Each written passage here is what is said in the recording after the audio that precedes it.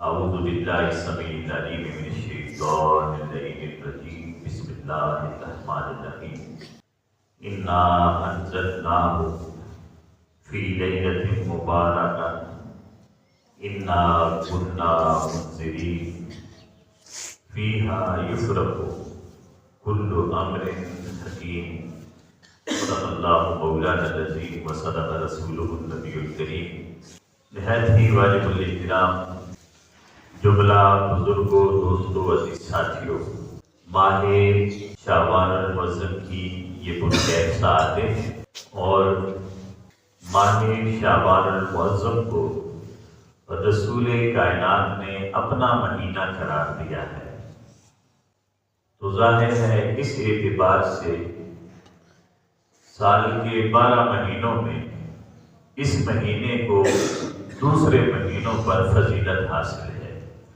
ماہ شعبان المعظم کی فضیلت اور عظمت اور اس کے مقام و مرتبہ پر رسول کائنات کی کثیر احادیث اور فرامین موجود ہیں، اور حضور اکرم صلی اللہ علیہ وسلم کا اس ماہ مقدس کے دوران خاص عمل احادیث میں موجود ہے کہ حضور اکرم صلی اللہ علیہ وسلم، صحابہ کرام کثیر راوی ہیں، اور حضرت عائشہ صدیقہ رضی اللہ تعالیٰ عنہا بھی فرماتی ہیں کہ رمضان المبارک کے فرض روزوں کے علاوہ نفلی روزے حضور اکرم صلی اللہ علیہ وآلہ وسلم اس مہینے میں کثرت سے رکھتے تھے، حتیٰ کہ پورا مہینہ آپ روزے رکھتے تھے، یہ آپ کا معمول تھا۔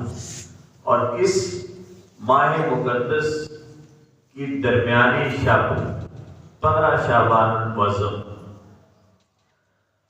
اس کی ایک خاص فضیلت ہے، ایک خاص اسے مرتبہ حاصل ہے، اور وہ فضیلت بھی ہماری کسی عالم دین کی، کسی فقیہ کی، کسی مفسر کی، کسی محدث کی، کسی مفتی کی، کسی شیخ کی دی ہوئی نہیں ہے، خود سرور کائنات نے وہ فضیلت بیان فرمائی ہے۔ میں نے قرآن کریم کی سورہ دخان کی ابتدائی آیات کی تلاوت کی ہے۔ اللہ رب العزت فرماتا ہے کہ انا انزلناہ فی لیلۃ مبارکہ، ہم نے اس قرآن کو ایک برکت والی رات میں نازل فرمایا، انا کنا منذرین، اور سبب یہ تھا کہ اس رات کی برکات کا فیض دے کر ہم بندے کو ڈرانا چاہتے تھے اللہ رب العزت کے عذاب سے، جہنم کے عذاب سے، تاکہ اس سے ڈر جائے اور اللہ کی یہ جو ان گنت اور بے شمار رحمتیں اور برکتیں اور سعادتوں کی برسات ہو رہی ہے، اس سے فیض یاب ہو جائے۔ اور فرمایا یہ لیلۃ مبارکہ، یہ برکت والی رات، کیسی برکت والی رات ہے؟ قرآن کہتا ہے فیہا یفرق فی کل امر حکیم، ہم ہر جو کام ہوتا ہے حکمت والا، اس کو جدا جدا لکھ کر ایک فیصلہ کر دیتے، ایک ڈائری تیار ہو جاتی ہے ہر حکمت والے کام کی۔ اس دن میں اللہ رب العزت فیصلے لکھتا ہے دنیا والوں کے، موت و حیات کے، رزق کے، مغفرت کے، بخشش کے، عنایات کے، زندگی کے، موت کے، وہ فیصلے اللہ رب العزت لکھتا ہے۔ حضور نے فرمایا ایک شعبان سے دوسرے شعبان تک وہ ساری ڈائری لکھ لی جاتی ہے، اور اس رات میں لکھ دی جاتی ہے، اور اس رات کے تعین کا، اسے متعین کرنے کا اور اسے بتا دینے کا کہ یہ رات ہے، اس میں راز یہ ہے اور حکمت یہ ہے، تاکہ بندہ مومن، اللہ رب العزت چاہتا یہ ہے کہ میرے محبوب کا امتی اسے یہ رات بتا دو، تاکہ اس رات کو وہ میری عبادت میں گزار دے اور یوں میرا کرم اس پر ہو جائے، میں اسے بخش دوں اور وہ مجھ سے مغفرت طلب کر دے، میں اس کے گناہوں کو دھو دوں، نیکیوں میں بدل دوں۔ یہ مبارک مہینہ حضور سیدنا غوث اعظم جیلانی رحمۃ اللہ علیہ فرماتے ہیں کہ یہ شعبان کا مہینہ ہے۔ شعبان 5 حروف ہیں، شین، عین، بے، الف اور نون۔ تو وہ فرماتے ہیں شین سے کیا مراد ہے؟ شین سے مراد ہے شرف، کہ اللہ رب العزت رسول کے امتی کو شرف عطا فرمانا چاہتا ہے، عزت و مرتبہ عطا کرنا چاہتا ہے۔ اور عین سے مراد ہے عظمت، رفعت اور بلندی، اور وہ شرف عطا فرما کر باقی کائنات میں باقی عالم میں اسے عظمت عطا کرنا چاہتا ہے۔ تو اس مہینے میں اسے عظمت نصیب ہوتی ہے۔ پھر فرمایا اس کا تیسرا حرف ہے بے، بے سے مراد ہے بر، اسے شرف کیوں حاصل ہوتا ہے اور اسے عظمت کیوں نصیب ہوتی ہے؟ اس کی بات کی وجہ سے، یعنی وہ نیکی کرتا ہے، خیر کے کام کرتا ہے، تقوی اختیار کرتا ہے، اللہ رب العزت کے احکامات کی پیروی کرتا ہے، رسول کے ارشادات کے مطابق زندگی کے لمحات گزارتا ہے، یوں اس کی یہ زندگی اللہ تعالیٰ کی طرف سے نیکیوں میں گزر جاتی ہے۔ تو پھر الف ہے، الف سے مراد الفت ہے، یعنی اللہ اسے شرف عطا فرماتا ہے، عظمت عطا فرماتا ہے، اسے نیکی کی توفیق عطا فرما دیتا ہے، اور یوں اس کا دل اللہ کے ساتھ جڑ جاتا ہے، اور اس کے دل میں اللہ کی محبت موجزن ہو جاتی ہے۔ اللہ کے ساتھ وہ اپنا رشتہ بندگی جوڑ لیتا ہے، اور پھر کیا ہوتا ہے جب یہ رشتہ جڑ جاتا ہے تو فرماتے ہیں پھر نون ہے آخری حرف، جس سے مراد ہے نور، یعنی بندہ اس نے نیکی کی، اللہ نے اسے عزت و شرف بھی عطا کر دیا، عظمت و رفعت بھی عطا کر دی، اور اپنے ساتھ جوڑ دیا ہے۔ بندہ اپنے رب کے ساتھ، اپنے مولا کے ساتھ جڑ گیا ہے۔ جب اس کے ساتھ جڑ گیا ہے تو اب اس پر انوار و تجلیات الہیہ کی بارشیں ہونے لگی۔ تو یہ وہ مہینہ ہے کہ اللہ رب العزت نے بندے کو یہ بہانہ عطا کیا ہے کہ بندے تو میری طرف مائل ہو جا، میرے ساتھ جڑ جا، میں تجھے کائنات میں عظمتیں اور رفعتیں بھی عطا کر دوں گا، تجھے عزت و شرف بھی عطا کر دوں گا، اور تیرے اوپر میں اپنے انوار و تجلیات کی بارشیں بھی نچھاور کروں گا۔ تو یہ وہ مہینہ ہے جس سے دوسرے مہینوں پر اس وجہ سے فضیلت عطا فرما دی اللہ رب العزت نے۔ پھر دیکھیے یہ ہمارا خاص موضوع ہے اس کے حوالے سے کہ یہ مہینہ رسول کائنات فرما رہے ہیں، بہت ساری احادیث ہیں۔ حضرت اسامہ بن زید رضی اللہ تعالیٰ عنہ سے مروی ہے، وہ فرماتے ہیں کہ میں نے رسول کائنات کی خدمت میں عرض کیا، یا رسول اللہ آپ اس مہینے میں بڑے روزے رکھتے ہیں، پورا مہینہ روزے رکھنے لگ جاتے ہیں، سبب کیا ہے، وجہ کیا ہے؟ تو حضور نے فرمایا ذالک شہر یغفل الناس عنہ بین رجب و رمضان، رجب اور رمضان کے مہینوں کے درمیان یہ وہ مہینہ ہے شعبان کا کہ جس کی عظمت، جس کی حیثیت اور مرتبے سے لوگ غافل ہیں، انہیں پتہ نہیں ہے کہ یہ مہینہ کون سا مہینہ ہے۔ یہ وہ مہینہ ہے کہ رجب اور شعبان کے درمیان ہے، اور اسے وہ عظمتیں اور وہ مرتبہ اللہ تعالیٰ کی ذات نے عطا فرما دی ہے، مگر لوگ اس کی عظمتوں سے غافل ہیں۔ فرمایا وَهُوَ شَهْرٌ، یہ وہ مہینہ ہے تُرْفَعُ فِيهِ الْأَعْمَالُ إِلَىٰ رَبِّ الْعَالَمِينَ، کہ بندے کے اعمال اللہ کی بارگاہ میں پیش کیے جاتے ہیں اس مہینے میں۔ یوں تو اللہ رب العزت ہر وقت دیکھ رہا ہے، بندے کے اعمال دیکھ رہا ہے، پیش کرنے کی اسے ضرورت نہیں ہے، وہ دیکھ رہا ہے، مگر ایک پروٹوکول بھی ہے، ایک پروٹوکول کے ساتھ، اہتمام کے ساتھ اس کی بارگاہ میں پیش کیے جاتے ہیں اچھے برے اعمال۔ اور آقا فرماتے ہیں، یہ اب انسان کی سوچنے کی بات ہے، ہمارے سوچنے کی بات ہے، یہ آقا کے تو سوچنے کی بات ہی نہیں ہے جو آقا فرما رہے ہیں، وہ تو اللہ کے ویسے ہی محبوب ہیں، ساری کائنات انہی کا صدقہ ہے، وہ تو میں کہتا ہوں کہ مکلف بھی نہیں ہے ان اعمال کے، کیونکہ ان کی سنت عمل بنتی ہے اور عبادت بنتی ہے۔ وہ تو وہ ہستی ہے جن کا عمل سنت بن جاتا ہے، جن کی محبت مومن پر فرض ہو جاتی ہے، اور جن کی محبت کی وجہ سے ایک انسان مومن کہلاتا ہے۔ حضور فرما رہے ہیں، اب یہ غور طلب بات ہے، پھر ہم اپنے غریبانوں میں جائیں گے۔ آگاہ فرماتے ہیں کہ بندے کے اعمال اللہ کی بارگاہ میں پیش ہوتے ہیں، فَأَنَا أُحِبُّ أَن يُرْفَعَ عَمَلِي وَأَنَا صَائِمٌ، اور میں یہ چاہتا ہوں اور پسند کرتا ہوں کہ جب میرا اعمال نامہ میرے رب کی بارگاہ میں پیش ہو تو میں روزے کی حالت میں ہوں، میں روزے کی حالت میں ہوں، یعنی لکھا ہوا ہو کہ مولا تیرا بندہ جس کا نام محمد ہے وہ روزے کی حالت میں ہے، وہ روزے۔ اب یہ حضور فرما رہے ہیں، اس سے ہماری کیا نسبت ہے رسول کائنات کے ساتھ، سوائے اس کے کہ ہم نام نہاد کلمہ پڑھنے والے ہیں، نام نہاد امتی کہلانے والے ہیں، ہمارا کیا تعلق ہے عشق کا یا محبت کا یا نسبت کا؟ ایسی کون سا ہے وہ؟ رسول کائنات کہاں، ہم کہاں، ہمارے اعمال کہاں؟ مگر آگاہ فرماتے ہیں بندے کے اعمال رب کی بارگاہ میں پیش ہوتے ہیں، اور چاہتا میں یہ ہوں کہ جب میرا اعمال نامہ اس کی بارگاہ میں پیش ہو۔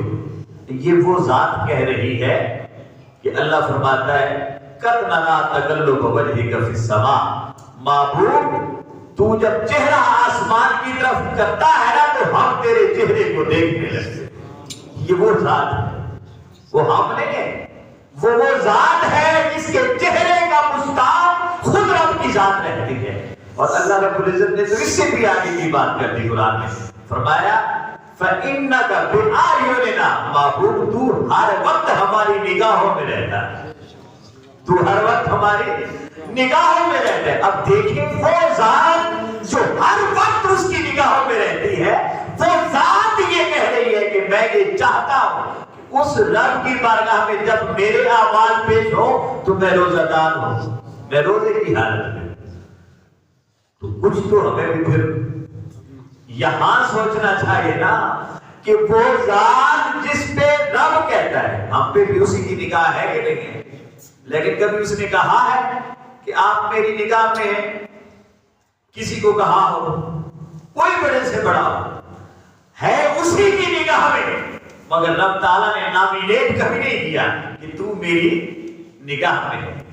یہ نامینیشن فقط مصطفیٰ کی ہے، اور یہ مقام اور مرتبہ فقط مصطفیٰ کا ہے کہ اللہ فرماتا ہے محبوب تو ہر وقت میری نگاہوں میں رہتا ہے، میں ہر وقت تیرے مکھڑے کو دیکھتا رہتا ہوں، میں ہر وقت تیری زلفوں کو تکتا رہتا ہوں، میں ہر وقت تیرا بولنا سنتا رہتا ہوں۔ اور یہ قرآن کی آیات ہے، میں اپنی طرف سے نہیں کہہ رہا۔ محبوب ہر وقت محبوب پر اللہ کی نگاہ رہتی ہے۔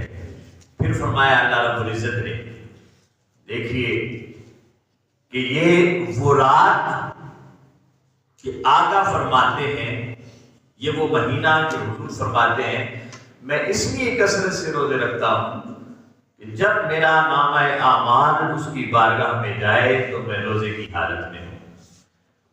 پھر اس مہینے کو یہ اہمیت جو رسول نے دی ہے اور قرآن نے دی ہے، اللہ نے دی ہے، وہ کیا ہے؟ وہ سبب کیا ہے؟ کوئی وجہ، کوئی سبب، کوئی خیر وہاں پوشیدہ تھی تو حضور رمضان شعبان کے مہینے میں روزے رکھتے تھے کثرت سے اور عبادات میں راتیں گزارتے تھے۔ وہ وجہ کیا ہے؟ حضرت عائشہ صدیقہ فرماتی ہے رضی اللہ تعالیٰ عنہ، حضرت عائشہ فرماتی ہے اتانی جبریل، کہ حضور نے فرمایا اتانی جبریل فقال هذه لیلۃ النصف من شعبان وللہ فیہا عتقاء من النار بعدد شہور غنم کرم۔ میرے پاس عائشہ فرماتی ہیں کہ حضور نے فرمایا کہ اس رات 15ویں رات کو خوش نصیب ہے جو وہ رات جا کر گزارے گی، اپنے رب سے اپنی مرضی کے مطابق اپنا بجٹ لکھوائیں گے اپنی مرضی کے مطابق. اور مغرب جب سورج غروب ہوتا ہے اللہ رب العزت آسمان دنیا پر آ کے بیٹھ جاتا ہے. ہر رات اللہ رب العزت پچھلی رات آسمان دنیا پر آ کر ندائیں دیتا ہے کوئی مغفرت طلب کرنے والا کہ میں اسے بخش دوں, ہے کوئی رزق مانگنے والا کہ میں اسے رزق عطا کروں, ہے کوئی آخرت کی کامیابی اور نجات کا طلبگار کہ میں اسے بخش دوں, اسے نجات عطا کر دوں. اعلان کرتا ہے. ہم سوئے رہتے, ہم سوئے رہتے. ایک ہم ہیں اور ایک مصطفیٰ کی ذات ہے, وہ اٹھتی ہے وہ جاگتی ہے تو اللہ فرماتا ہے قم اللیل الا قلیلا, محبوب جاگا کر مگر کچھ سو بھی لیا کر. اتنا جاگتا ہے محبوب کہ اللہ فرماتا ہے جاگا تو کر مگر کچھ سو بھی جایا کر. ان لک فی النہار سبحا طویلا, محبوب تو نے دن میں بڑے کام کرنے ہوتے ہیں, تو دن میں کام کر کر کے تھک جاتا ہے, اس کے باوجود ساری رات میری بارگاہ میں گزار دیتا ہے, کچھ سو بھی لیا کر.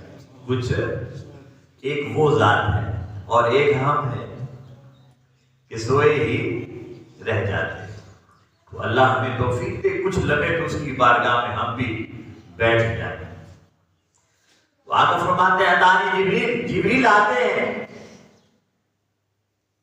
اس رات کو آئے فقال حاضر لیلہ لیلۃ النصف من شعبان, یہ شعبان کی یعنی یہ نہیں فرمایا کہ یہ رات ہے. اب فقط یہ کہتے تھے تو پتہ نہیں کون سی رات ہوتی.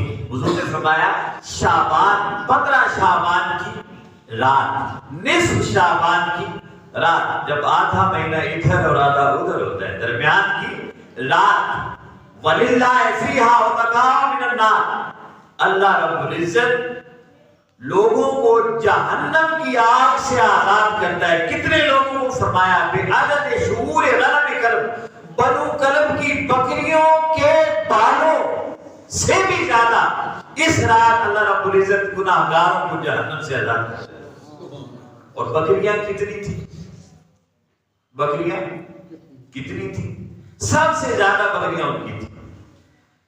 اور مورخین نے لکھا ہے کہ 10-10 ہزار بکریاں رکھنا ان کے لیے کوئی معاملہ نہیں تھا, عام آدمی کے, کیونکہ وہ دیہاتوں میں رہتے تھے, جنگلوں میں رہتے تھے. وہ جو عام آدمی ہوتا تھا نا جنگلوں میں رہنے والا, 10,000 بکریاں تو اس کے پاس ہوتی تھی. تو مورخین نے لکھا ہے 10-10 ہزار ہوتی تھی لوگوں کے پاس, 40-40 ہزار ہوتی تھی لوگوں کے پاس بکریاں, 50-50 ہزار ہوتی تھی لوگوں کی بکریاں, اور 1-1 لاکھ تک لوگوں کی بکریاں ہوتی تھی. اور بنو کلب کی بکریاں ان سب سے اگر 10,000 ہیں تو 10,000 سے زیادہ, 40,000 ہیں تو 40,000 سے زیادہ بکریاں ان کی ہوئی, 50,000 ہیں تو 50 سے زیادہ بکریاں ان کی ہوئی. اگر لاکھ تک بکریوں کی تعداد ہے سب سے اوپر کی تو اس سے بھی زیادہ بکریاں بنو کلب کی تھی. اور ان بکریوں کے جسموں پہ جتنے بال ہیں آقا فرماتے ہیں ان بالوں کے برابر جہنمیوں کو جہنم کی آگ سے آزاد کرتے.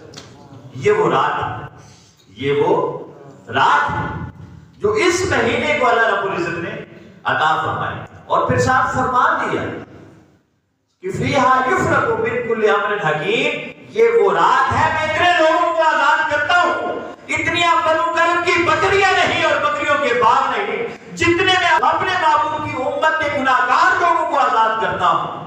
فرمایا لوگوں یہ وہ رات ہے. یہ اس کا مطلب تو یہ ہوا کہ اللہ یہ چاہتا ہے اور اس کی یہ خواہش ہے, اس کی یہ چاہت ہے کہ محبوب کا ایک امتی بھی جہنم میں نہ جائے, اس کا ایک امتی بھی جہنم میں, وہ یہ چاہتا ہے. دیکھیں نا ہم کیا کیا چاہتے ہیں اور وہ ہمارے معاملے میں اور بارے میں کیا چاہتا ہے. کتنا فرق ہے چاہتوں میں. ہماری چاہت دنیا ہے, ہمارے رب کی چاہت ہم ہے. تو ہونا تو یہ چاہیے تھا نا کہ وہ ہمیں چاہتا ہے تو ہم اسے چاہا کرتے. مگر وہ ہمیں چاہتا ہے اور ہم دنیا کے طالب۔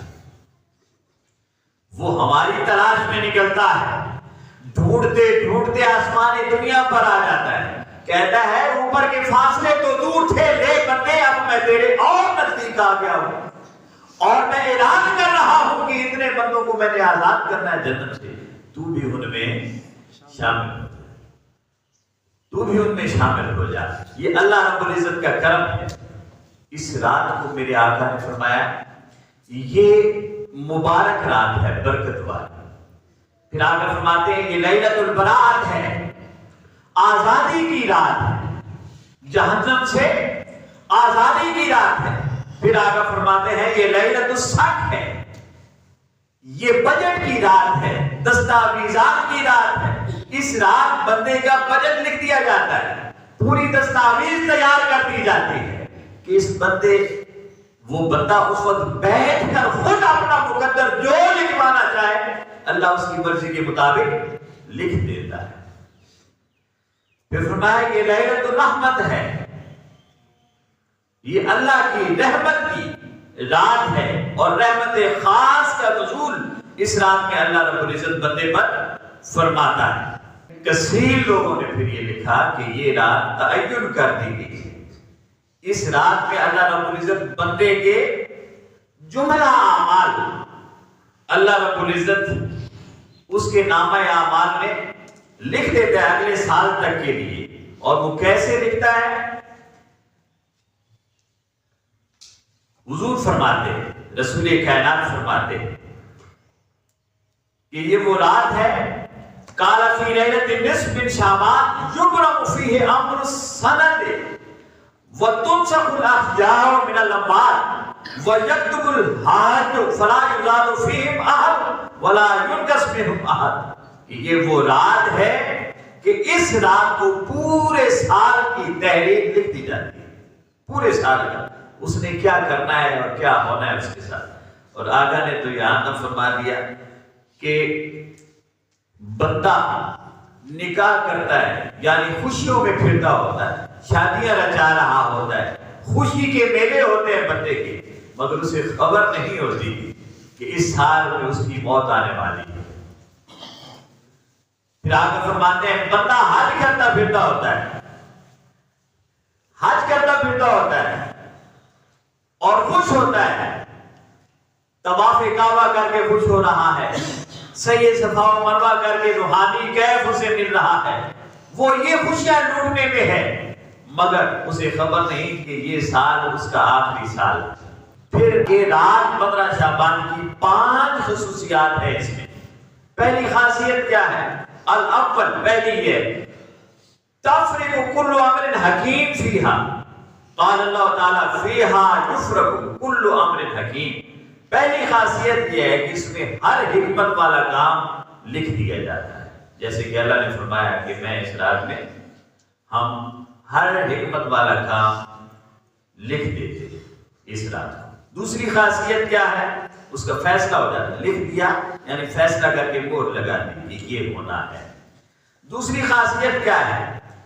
حضور فرماتے ہیں وَالثَّانِیَہ فضیلۃ العبادت فیہا، قال رسول اللہ، اس میں عبادت کی فضیلت ہے اس رات میں۔ کیسے کہ آقا فرماتے ہیں من صلی فی هذه الليلہ 100 رکعت،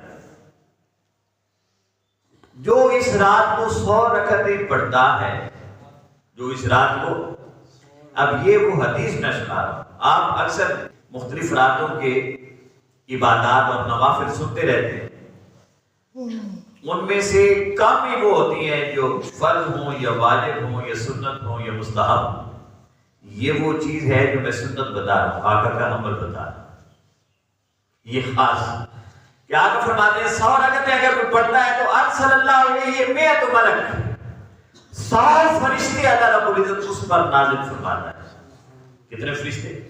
100 فرشتے۔ ان کی ڈیوٹی کیا ہے؟ آقا فرماتے ہیں 30 یبشرونہ بالجنہ، 30 فرشتے اسے جنت کی خوشخبری سناتے ہیں۔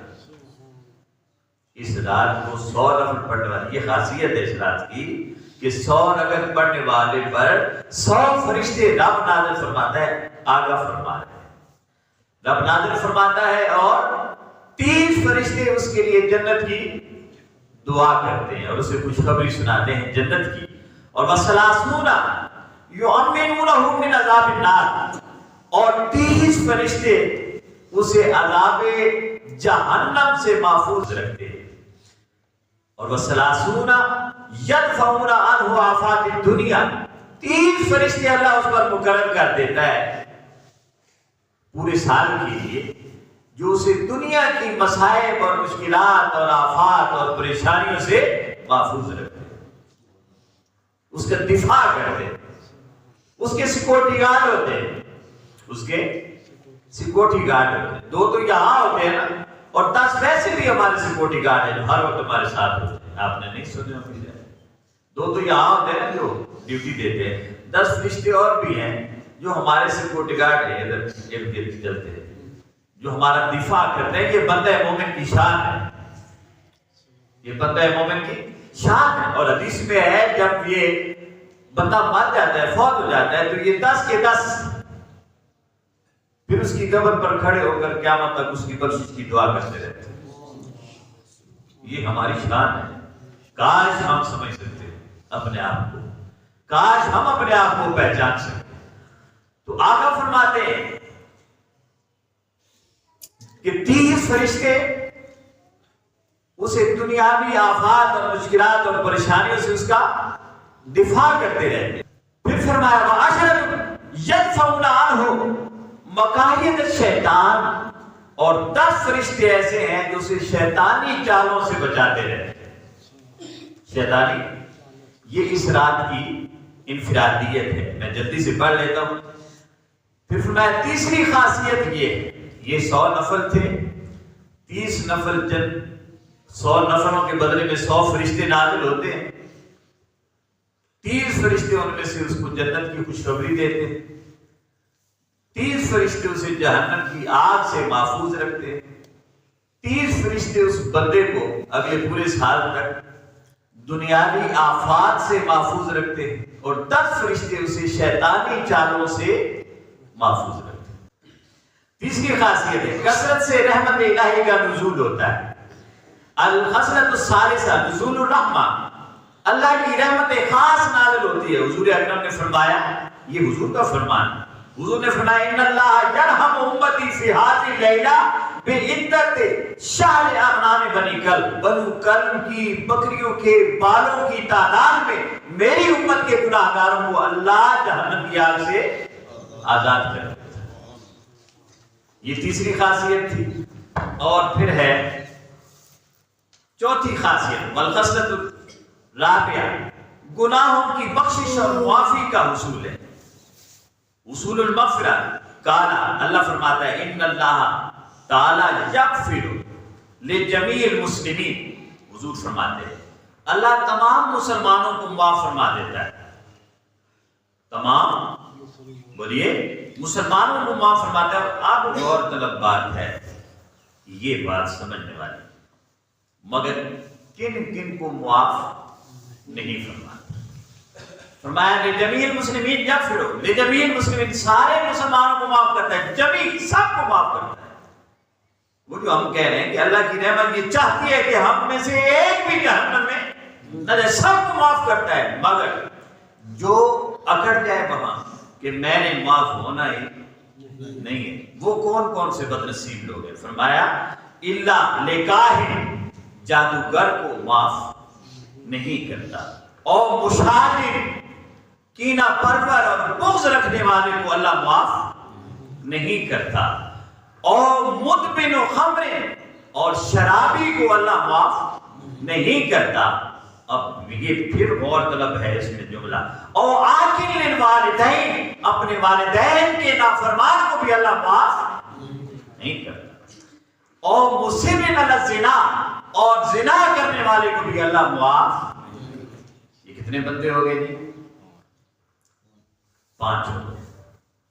یہ وہ رات جب اس کی رحمت چھما چھم برس رہی ہوتی ہے، اور آقا فرماتے ہیں سارے مسلمانوں کو معاف فرما دیتا ہے، ساروں کو معاف فرما دیتا ہے، مگر یہ لوگ کون کون سے؟ جادوگر، کینہ اور بغض رکھنے والا اپنے بھائیوں کے معاملے میں، شراب پینے والا، والدین کا نافرمانی، یاد رکھنا ہے سب نے، جن کے والدین زندہ ہیں وہ خصوصی یاد رکھیں، اور زنا پر اور بدکاری پر مصر رہنے والا، یعنی اصرار کرنے والا اور مسلسل اس بدکاری سے باز نہ آنے والا، ایسے بدنصیبوں کو اللہ رب العزت اس رات بھی معاف نہیں کرتا جب تک کہ آقا نے فرمایا وہ توبہ نہیں کر لیتے، نہ ان کی اپنی دعا قبول ہوتی ہے، نہ ان کے حق میں کسی کی دعا قبول ہوتی ہے اس رات۔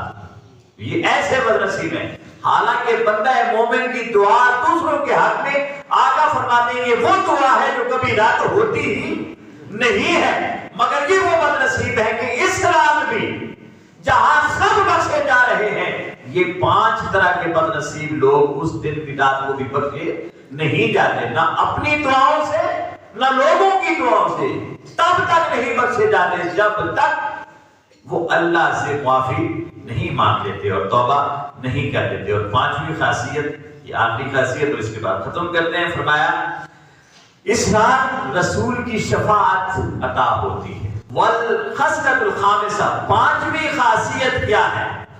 انہ تعالی آتا رسولہ فی ہذہ اللیلہ تمام الشفاء، اس رات کو اللہ رب العزت اپنے محبوب کے ہاتھ میں ساری شفاعت عطا فرما دیتا ہے، ساری شفاعت حضور کے حوالے کر دیتا ہے۔ محبوب تو جسے چاہتا ہے، وہ جتنا بھی گناہگار کیوں نہیں، میں نے اس کی طرف نہیں دیکھنا، بس تو اشارہ کرتا جا، تیری شفاعت پر میں اسے معاف کرتا جاؤں، جہنم سے آزاد کرتا۔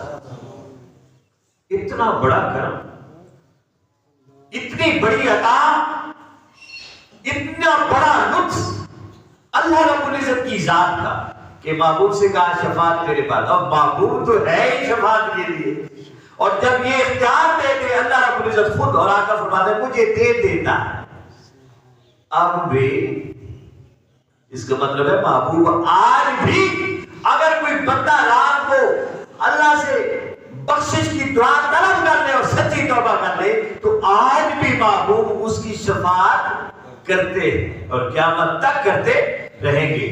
اس سے یہ ظاہر ہوا کہ ہمارا نبی زندہ ہے، ہمارا نبی زندہ ہے کہ آج بھی ہم دعا کرتے ہیں۔ تو آقا فرماتے ہیں مجھے رب نے شفاعت اس رات کو دے دیتا ہے، ہر رات جب آتی ہے تو شفاعت میرے حوالے ہو جاتی ہے، تمام تر شفاعت کا حق اللہ مجھے دے دیتا ہے۔ محبوب اشارے کرتا جا، مجھے کیا ان کی نیکیوں سے لینا، ان کی برائیوں سے لینا، تو اشارہ کرتا جا، میں انہیں معاف کرتا جاؤں گا، جہنم سے آزاد کرتا جاؤں گا۔ اور پھر فرمایا کر بڑی غور طلب بات ہے، فرمایا وذالک انہ، شفاعت جب مل جاتی ہے تو اس طرح، یہ مجھے اللہ نے کیوں شفاعت دی ہے؟